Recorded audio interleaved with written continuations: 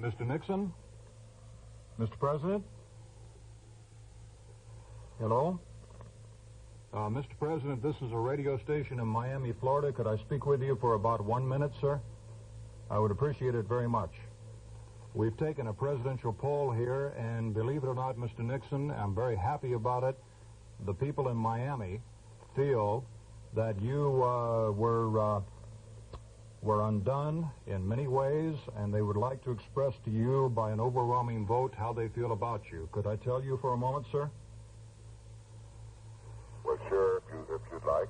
All right. My name is Stan Major. I'm with radio station WNWS, and I have reviewed your memoirs on this program for 2 separate days. You read them? I read them on the air, sir. Oh, yeah? On the air. Yeah. And I have... Now, when you were down here visiting with your friends several months ago, I also took that opportunity, Mr. President, to convey to the people of this area how I have felt for the last several years about what I consider, and I'm sorry to say it in these terms, sir, but if you will allow me, a press riot of 1973 and 74. Now, that's all I will say on that, so you know how I feel, okay? May I tell you, sir, that we have just received 58 votes in the last 2.5 hours for Richard M. Nixon over Ted Kennedy to be President of the United States. Now, this is a ridiculous poll, I understand, but it gives you, Mr. Nixon, the impression, I think, that there are some people here in the Miami area who still love you, sir, and we would like for you to know that. And I'm very serious. Well, you're very kind to call and to report this, and let me say that I have very, needless to say, many pleasant memories of my many visits to the Miami area.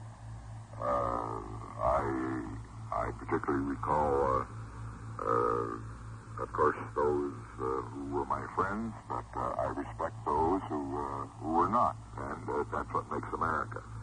I also want to say that I have a special place in my heart for many of our Cuban refugees who have come to Miami and who have become so strongly supportive of a strong America. They know communism, and for that reason, they realize that it is necessary and right to make sacrifices to see that freedom survives. Beyond that, I would only say that as far as the attitudes of people are concerned, that I appreciate the friendship that I found when I traveled to Miami recently and to New York, and more recently to Kentucky and to Memphis, and in the future, what I plan to do is not to participate, of course, in any partisan political activity, but when I think the occasion requires it, or I think it can be helpful, I will continue to make statements, both publicly and privately, about policies I think the United States should follow if we are to preserve our own freedom, the freedom of others, and above all, to preserve that freedom in a world in which we have peace. Mr. Nixon, I assume you're delighted with the response to your memoirs, are you not? Well, it's been, I put it this way, I haven't followed it very much. It was such an ordeal. I spent 3.5 years writing that, you know. Uh-huh. And I wrote 1.5 million words, and I have 3 more books presently under consideration. I'm just determining which one to write. But they will be books about the future and not about the past. So after having written the book, I'm looking to that future, and I can only say that as far as being delighted, the publishers seem to be delighted because despite some early reports that nobody was buying the books. Apparently, they hadn't checked with the stores. I waited, sir. As a matter of fact, one of my favorite topics on this show was not to discuss it until I had gotten my hands on a copy of the book and read it. Yeah. Which I think is the best way to do it. And that is the way I approached it, and then I dealt for 6 hours on this show with the book itself. We went through page by page almost. And I must tell you, Mr. President, that...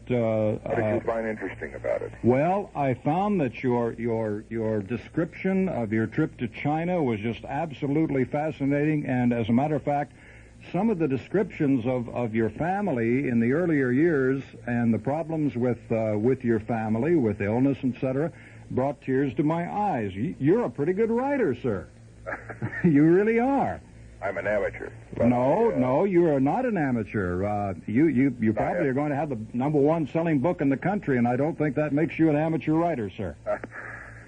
Well, in any event, let me say, Mr. Majors, I appreciate your calling, and tell me your background. Are you a native Floridian or like... No, I'm from John Anderson country in Illinois. As a matter of fact, when you ran against Mr. Humphrey, I was running for Congress against Mr. Anderson on the other side. Now, how do you like that? Oh, I see. So I was campaigning with Mr. Humphrey at the time. I see. So you're a Democrat? Well, I'm a Republican now. That doesn't make any difference. I'm a Republican in Dade County, sir. That does make a difference. You see, there's very few of us. I have great respect for my old sparring mate, Senator Humphrey. He was a fine man. And we differed on various policies, but we both came from rather humble backgrounds. I was the son of a grocer, and he was the son of a druggist, and both of us might have been called sons of something else. I think you were from time to time, sir.